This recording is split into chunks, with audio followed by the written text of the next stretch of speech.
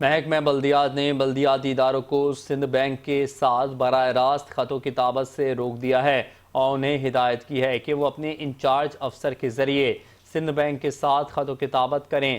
Local government board نے صدر Sindh bank کو خط لکھ دیا ہے۔ اپڈیٹ کریں اپنے ناظرین کو اہم خبر کے حوالے سے کہ محکمہ بلدیات نے بلدیاتی اداروں کو سندھ بینک کے ساتھ براہ راست خط و کتابت سے روک دیا ہے اور انہیں ہدایت کی ہے کہ وہ اپنے انچارج افسر کے ذریعے سندھ بینک کے ساتھ خط و کتابت کریں۔ لوکل گورنمنٹ بورڈ نے صدر سندھ بینک کو خط بھی لکھ دیا ہے۔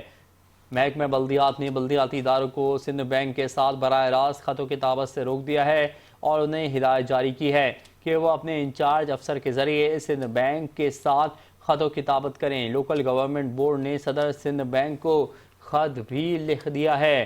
اپڈیٹ دیں آپ کو محکمہ بلدیات نے بلدیاتی اداروں کو سندھ بینک کے ساتھ براہ راست خط و کتابت سے روک دیا ہے۔